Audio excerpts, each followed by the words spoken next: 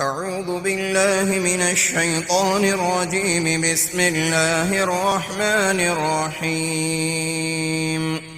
قال فما خطبكم أيها المرسلون؟ قالوا إنا أرسلنا إلى قوم مجرمين لنرسل عليهم حجارة من طين مسومة عند ربك للمسرفين. فأخرجنا من كان فيها من المؤمنين فما وجدنا فيها غير بيت من المسلمين وتركنا فيها آية للذين يخافون العذاب الأليم. وفي موسى إذ أرسلناه إلى فرعون بسلطان مبين فتولى بركنه وقال ساحر أو مجنون فأخذناه وجنوده فنبذناهم في اليم وهو مليم. وفي عاد إذ أرسلنا عليهم الريح العقيم ما تذر من شيء أتت عليه إلا جعلته كالرميم. وفي ثمود إذ قيل لهم تمتعوا حتى حين فعتوا عن أمر ربهم فأخذتهم الصاعقة وهم ينظرون فما استطاعوا من قيام وما كانوا منتصرين. وقوم نوح من قبل إنهم كانوا قوما فاسقين. والسماء بنيناها بأيد وإنا لموسعون والأرض فرشناها فنعم الماهدون. ومن كل شيء خلقنا زوجين لعلكم تذكرون. ففروا إلى الله إني لكم منه نذير مبين. ولا تجعلوا مع الله إلها آخر إني لكم منه نذير مبين. كذلك ما أتى الذين من قبلهم من رسول إلا قالوا ساحر أو مجنون أتواصوا به بل هم قوم طاغون. فتول عنهم فما أنت بملوم وذكر فإن الذكرى تنفع المؤمنين. وما خلقت الجن والإنس إلا ليعبدون ما أريد منهم من رزق وما أريد أن يطعمون إن الله هو الرزاق ذو القوة المتين. فإن للذين ظلموا ذنوبا مثل ذنوب أصحابهم فلا يستعجلون. فويل للذين كفروا من يومهم الذي يوعدون. بسم الله الرحمن الرحيم. والطور وكتاب مسطور في رق منشور والبيت المعمور والسقف المرفوع والبحر المسجور إن عذاب ربك لواقع ما له من دافع. يوم تمور السماء مورا وتسير الجبال سيرا فويل يومئذ للمكذبين الذين هم في خوض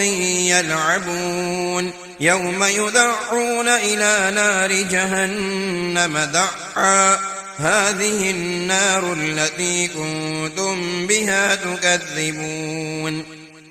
أفسحر هذا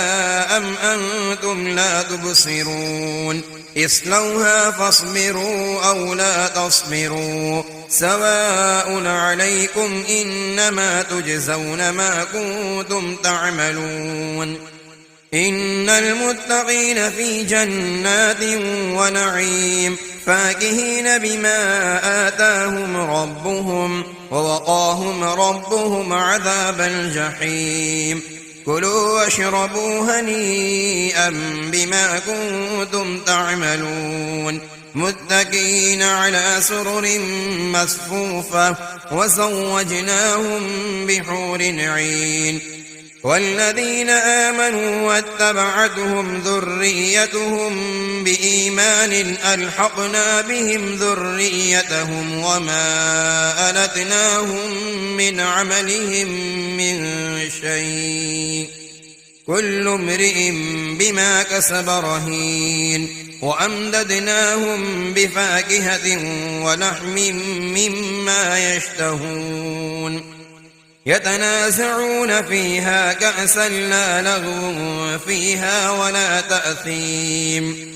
ويطوف عليهم غلمان لهم كأنهم لؤلؤ مكنون وأقبل بعضهم على بعض يتساءلون قالوا إنا كنا قبل في أهلنا مشفقين فمن الله علينا ووقعنا عذاب السموم إنا كنا من قبل ندعوه إنه هو البر الرحيم فذكر فما أنت بنعمة ربك بكاهن ولا مجنون أم يقولون شاعر نتربص به ريب المنون قل تربصوا فإني معكم من المتربصين أم تأمرهم أحلامهم بهذا أم هم قوم طاغون أم يقولون تقوله بل لا يؤمنون فليأتوا بحديث مثله إن كانوا صادقين أم خلقوا من غير شيء أم هم الخالقون أم خلقوا السماوات والأرض بل لا يوقنون أم عندهم خزائن ربك أم هم المسيطرون أم لهم سلم يستمعون فيه فليأت مستمعهم بسلطان مبين أم له البنات ولكم البنون أم تسألهم أجرا فهم من مغرم مثقلون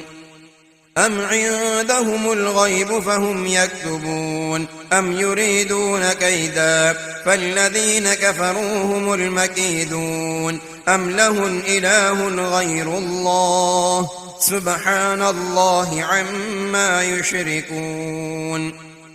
وإن يروا كسفا من السماء ساقطا يقولوا سحاب مركوم فذرهم حتى يلاقوا يومهم الذي فيه يصعقون يوم لا يغني عنهم كيدهم شيئا ولا هم ينصرون وإن للذين ظلموا عذابا دون ذلك ولكن أكثرهم لا يعلمون واصبر لحكم ربك فإنك بأعيننا وسبح بحمد ربك حين تقوم ومن الليل فسبحه وإدبار النجوم بسم الله الرحمن الرحيم والنجم إذا هوى ما ضل صاحبكم وما غوى وما ينطق عن الهوى إن هو إلا وحي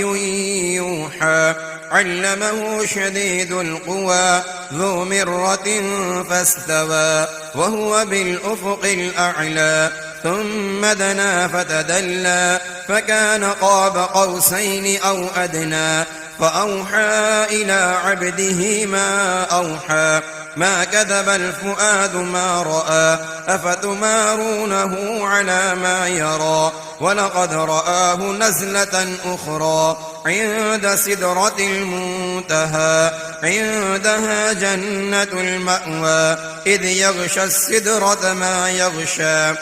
ما زاغ البصر وما طغى لقد رأى من آيات ربه الكبرى أفرأيتم اللات والعزى ومناة الثالثة الأخرى ألكم الذكر وله الأنثى تلك إذا قسمة ضيزى إن هي إلا أسماء سميتموها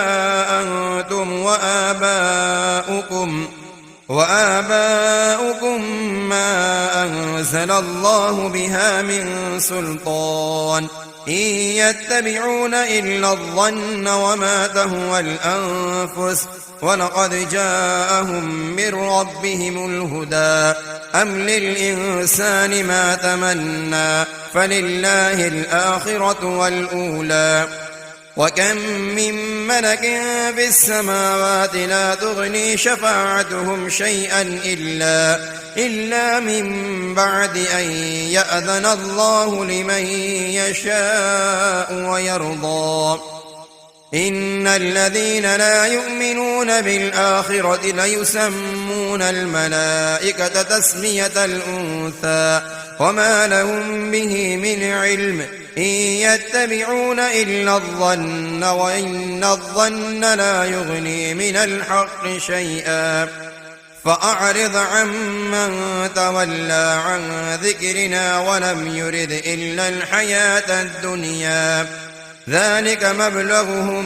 من العلم إن ربك هو أعلم بمن ضل عن سبيله وهو أعلم بمن اهتدى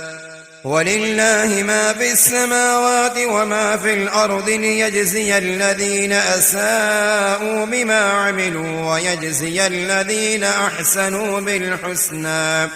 الذين يجتنبون كبائر الإثم والفواحش إلا اللمم إن ربك واسع المغفرة هو أعلم بكم إذ أنشأكم من الأرض وإذ أنتم أجنة في بطون أمهاتكم فلا تزكوا أنفسكم هو أعلم بمن اتقى أفرأيت الذي تولى وأعطى قليلا وأكدى أعنده علم الغيب فهو يرى أم لم ينبأ بما في صحف موسى وإبراهيم الذي وفى ألا تزر وازرة وزر أخرى وأن ليس للإنسان إلا ما سعى وأن سعيه سوف يرى ثم يجزاه الجزاء الأوفى وأن إلى ربك المنتهى وأنه هو أضحك وأبكى وأنه هو أمات وأحيا وأنه خلق الزوجين الذكر والأنثى من نطفة إذا تمنى وأن عليه النشأة الأخرى وأنه هو أغنى وأقنى وأنه هو رب الشعرى وأنه أهلك عادا الأولى وثمود فما أبقى وقوم نوح من قبل إنهم كانوا هم أظلم وأطغى والمؤتفكة أهوى فغشاها ما غشا فبأي آلاء ربك تتمارى هذا نذير من النذر الأولى أزفت الآزفة ليس لها من دون الله كاشفة أفمن هذا الحديث تعجبون وتضحكون ولا تبكون وأنتم سامدون فاسجدوا لله واعبدوا بسم الله الرحمن الرحيم اقتربت الساعة وانشق القمر وإن يروا آية يعرضوا ويقولوا سحر مستمر وكذبوا واتبعوا أهواءهم وكل أمر مستقر ولقد جاءهم من الأنباء ما فيه مزدجر حكمة بالغة فما تغني النذر فتول عنهم يوم يدعو الداعي إلى شيء نكر خش عن أبصارهم يخرجون من الأجداث كأنهم جراد منتشر مهطعين إلى الداع يقول الكافرون هذا يوم عسر كذبت قبلهم قوم نوح فكذبوا عبدنا وقالوا مجنون وازدجر فدعا ربه أني مغلوب فانتصر ففتحنا أبواب السماء بماء منهمر وفجرنا الأرض عيونا فالتقى الماء على أمر قد قدر وحملناه على ذات ألواح ودسر تجري بأعيننا جزاء لمن كان كفر ولقد تركناها آية فهل من مدكر فكيف كان عذابي ونذر ولقد يسرنا القرآن للذكر فهل من مدكر كذبت عاد فكيف كان عذابي ونذر إنا أرسلنا عليهم ريحا صرصرا في يوم نحس مستمر تنزع الناس كأنهم أعجاز نخل منقعر فكيف كان عذابي ونذر ولقد يسرنا القرآن للذكر فهل من مدكر كذبت ثمود بالنذر فقالوا أبشرا منا واحدا نتبعه إنا إذا لفي ضلال وسعر ألقي الذكر عليه من بيننا بل هو كذاب أشر سيعلمون غدا من الكذاب الأشر إنا مرسل الناقة فتنة لهم فارتقبهم واصطبر ونبئهم أن الماء قسمة بينهم كل شرب محتضر فنادوا صاحبهم فتعاطى فعقر فكيف كان عذابي ونذر إنا أرسلنا عليهم صيحة واحدة فكانوا كهشيم المحتضر ولقد يسرنا القرآن للذكر فهل من مدكر كذبت قوم لوط بالنذر إنا أرسلنا عليهم حاصبا إلا آل لوط نجيناهم بسحر نعمة من عندنا كذلك نجزي من شكر ولقد أنذرهم بطشتنا فتماروا بالنذر ولقد راودوه عن ضيفه فطمسنا أعينهم فذوقوا عذابي ونذر ولقد صبحهم بكرة عذاب مستقر فذوقوا عذابي ونذر ولقد يسرنا القرآن للذكر فهل من مدكر ولقد جاء آل فرعون النذر كذبوا بآياتنا كلها فأخذناهم أخذ عزيز مقتدر أكفاركم خير من أولئكم أم لكم براءة في الزبر أم يقولون نحن جميع منتصر سيهزم الجمع ويولون الدبر بل الساعة موعدهم والساعة أدهى وأمر إن المجرمين في ضلال وسعر يوم يسحبون في النار على وجوههم ذوقوا مس سقر إنا كل شيء خلقناه بقدر وما أمرنا إلا واحدة كلمح بالبصر ولقد أهلكنا أشياعكم فهل من مدكر وكل شيء فعلوه في الزبر وكل صغير وكبير مستطر إن المتقين في جنات ونهر في مقعد صدق عند مليك مقتدر بسم الله الرحمن الرحيم الرحمن علم القرآن خلق الإنسان علمه البيان الشمس والقمر بحسبان والنجم والشجر يسجدان والسماء رفعها ووضع الميزان ألا تطغوا في الميزان وأقيموا الوزن بالقسط ولا تخسروا الميزان والأرض وضعها للأنام فيها فاكهة والنخل ذات الأكمام والحب ذو العصف والريحان فبأي آلاء ربكما تكذبان خلق الإنسان من صلصال كالفخار وخلق الجان من مارج من نار فبأي آلاء ربكما تكذبان رب المشرقين ورب المغربين فبأي آلاء ربكما تكذبان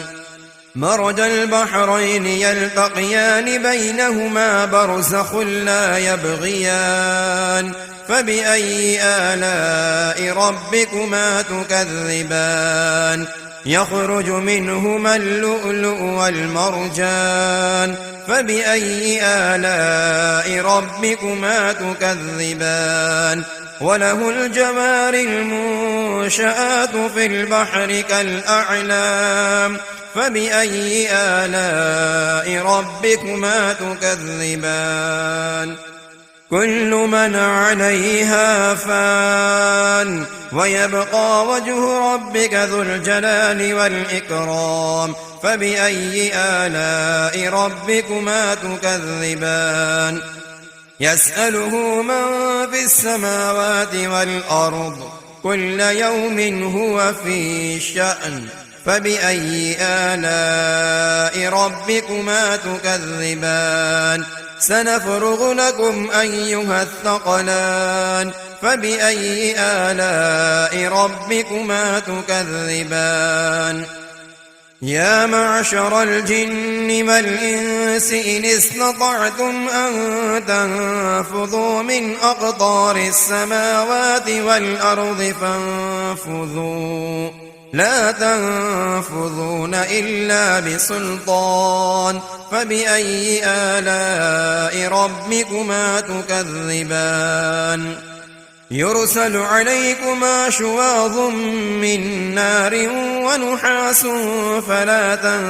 تنتصران فبأي آلاء ربكما تكذبان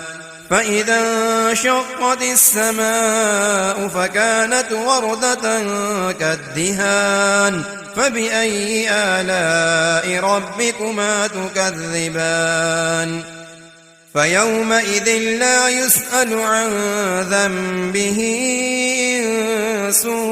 ولا جان فبأي آلاء ربكما تكذبان يعرف المجرمون بسيماهم فيؤخذ بالنواصي والأقدام فبأي آلاء ربكما تكذبان هذه جهنم التي يكذب بها المجرمون يطوفون بينها وبين حميم آن فبأي آلاء ربكما تكذبان ولمن خاف مقام ربه جنتان فبأي آلاء ربكما تكذبان ذواتا أفنان فبأي آلاء ربكما تكذبان فيهما عينان تجريان فبأي آلاء ربكما تكذبان فيهما من كل فاكهة زوجان فبأي آلاء ربكما تكذبان متكئين على فرش بطائنها من استبرق وجنى الجنتين دان فبأي آلاء ربكما تكذبان فيهن قاصرات الطرف لم يطمثهن إنس قبلهم ولا جان فبأي آلاء ربكما تكذبان كأنهن الياقوت والمرجان فبأي آلاء ربكما تكذبان هل جزاء الإحسان إلا الإحسان فبأي آلاء ربكما تكذبان ومن دونهما جنتان فبأي آلاء ربكما تكذبان مدهامتان فبأي آلاء ربكما تكذبان فيهما عينان نضاختان فبأي آلاء ربكما تكذبان فيهما فاكهة ونخل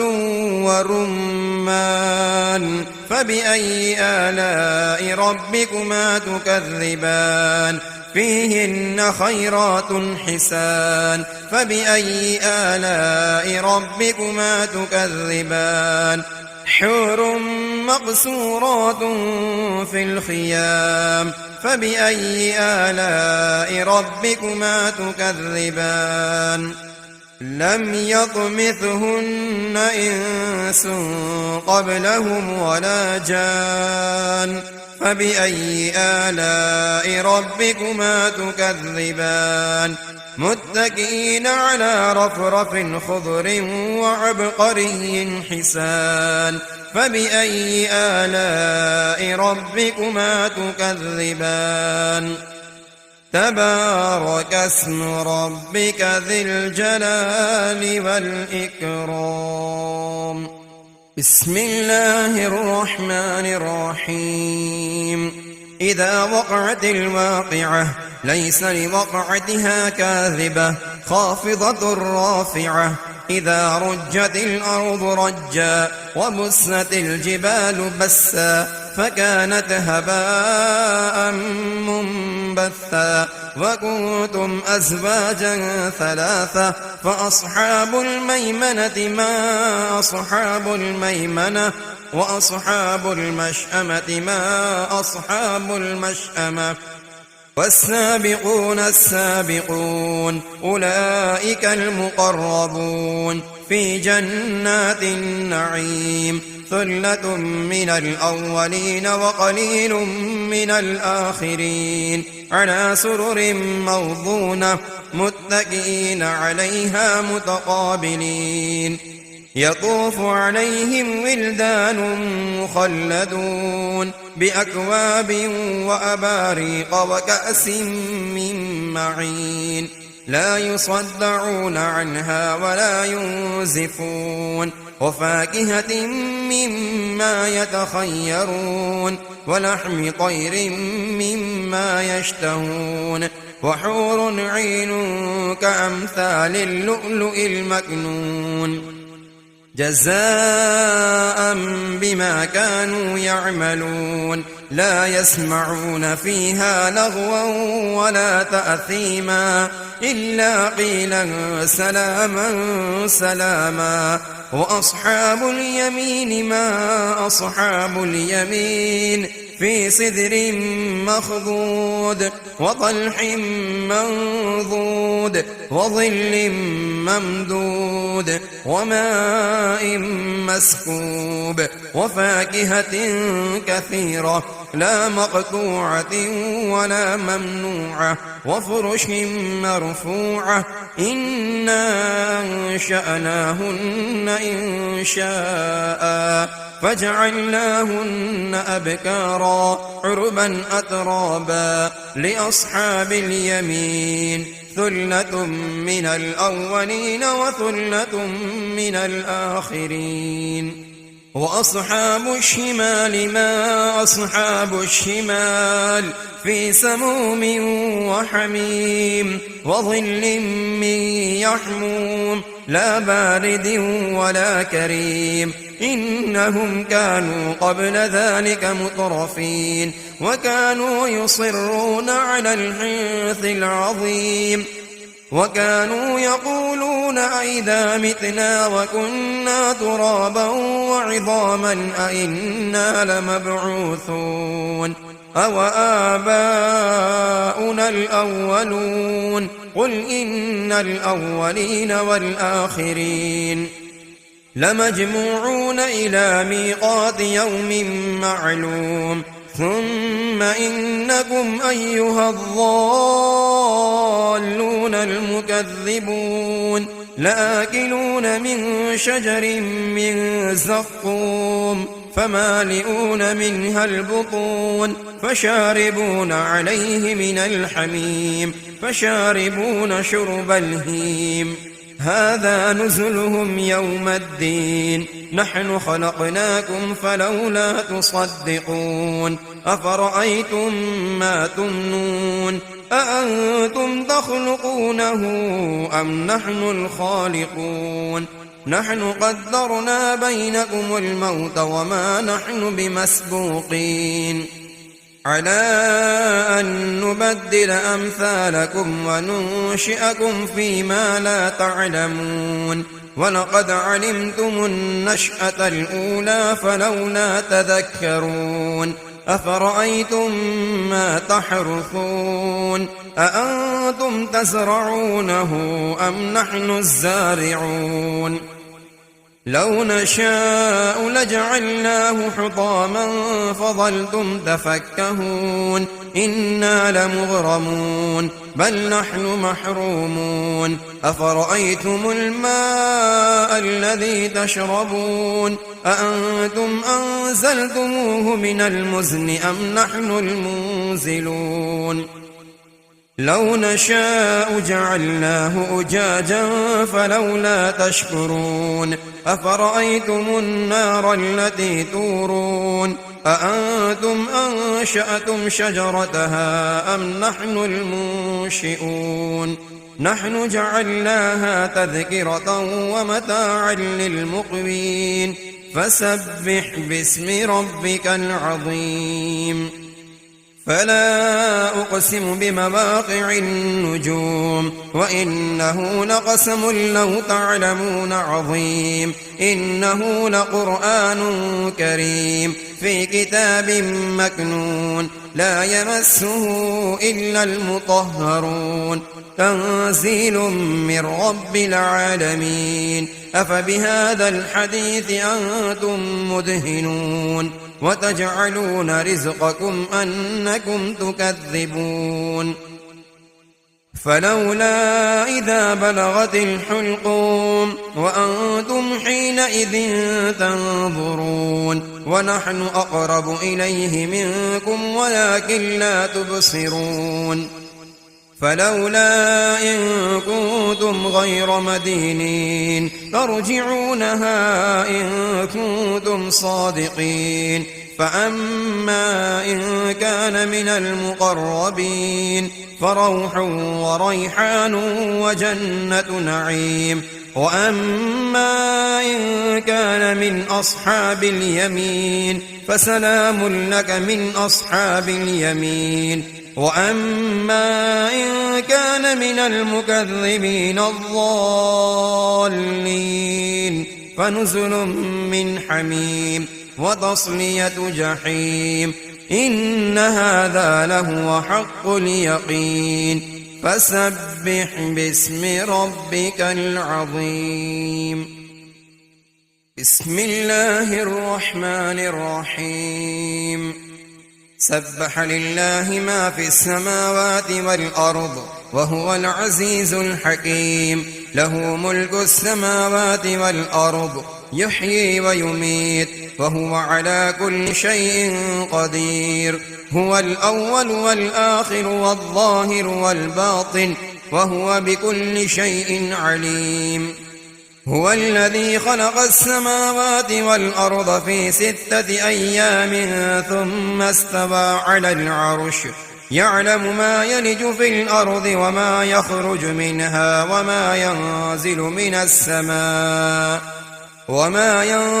من السماء وما يعرج فيها وهو معكم أينما كنتم والله بما تعملون بصير له ملك السماوات والأرض وإلى الله ترجع الأمور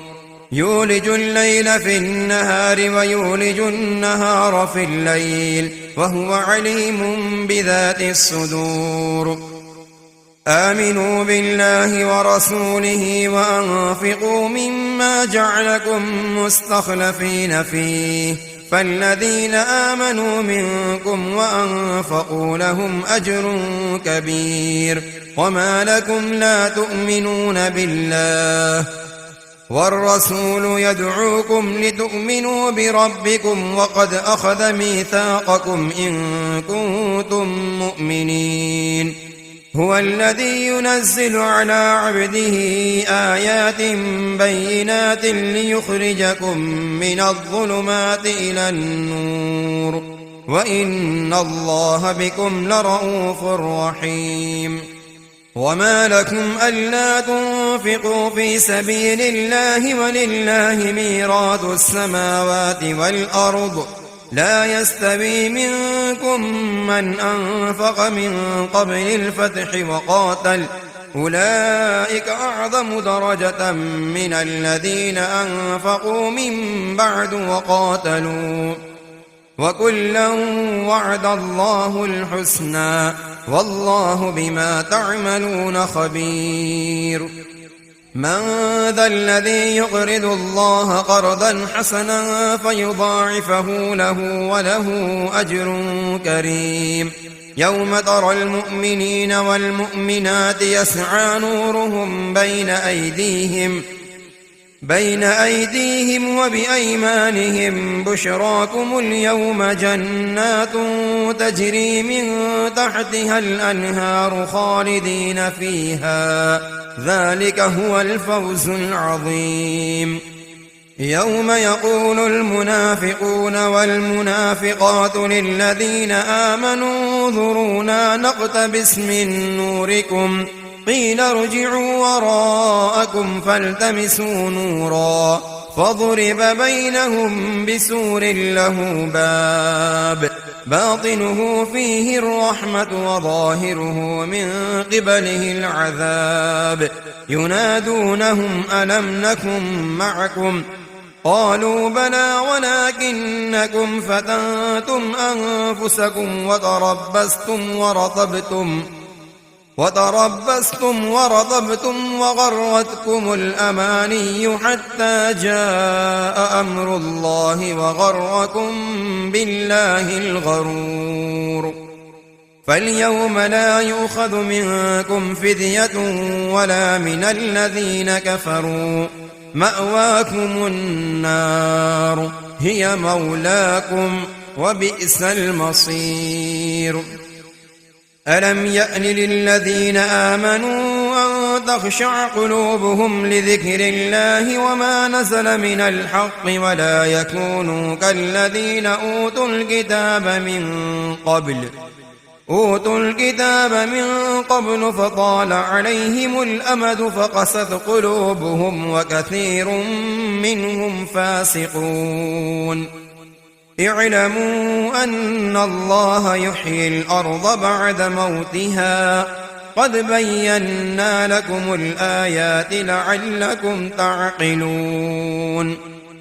إن المصدقين والمصدقات وأقرضوا الله قرضا حسنا يضاعف لهم ولهم أجر كريم والذين آمنوا بالله ورسله أولئك هم الصديقون والشهداء عند ربهم لهم أجرهم ونورهم والذين كفروا وكذبوا بآياتنا أولئك أصحاب الجحيم اعلموا أنما الحياة الدنيا لعب ولهو وزينة وتفاخر بينكم وتكاثر في الأموال والأولاد كمثل غيث أعجب الكفار نباته ثم يهيج فتراه مصفرا ثم يكون حطاما وفي الآخرة عذاب شديد ومغفرة من الله ورضوان وما الحياة الدنيا إلا متاع الغرور سابقوا إلى مغفرة من ربكم وجنة عرضها كعرض السماء والأرض أعدت للذين آمنوا بالله ورسله ذلك فضل الله يؤتيه من يشاء والله ذو الفضل العظيم ما أصاب من مصيبة في الأرض ولا في أنفسكم إلا في كتاب من قبل أن نبرأها إن ذلك على الله يسير لكي لا تأسوا على ما فاتكم ولا تفرحوا بما آتاكم والله لا يحب كل مختال فخور الذين يبخلون ويأمرون الناس بالبخل ومن يتول فإن الله هو الغني الحميد لقد أرسلنا رسلنا بالبينات وأنزلنا معهم الكتاب والميزان ليقوم الناس بالقسط وأنزلنا الحديد فيه بأس شديد ومنافع للناس وليعلم الله من ينصره ورسله بالغيب إن الله قوي عزيز ولقد أرسلنا نوحا وإبراهيم وجعلنا في ذريتهما النبوة والكتاب فمنهم مهتد وكثير منهم فاسقون ثم قفينا على آثارهم برسلنا وقفينا بعيسى بن مريم وآتيناه الإنجيل وجعلنا في قلوب الذين اتبعوه رأفة ورهبانية ابتدعوها ما كتبناها عليهم إلا ابتغاء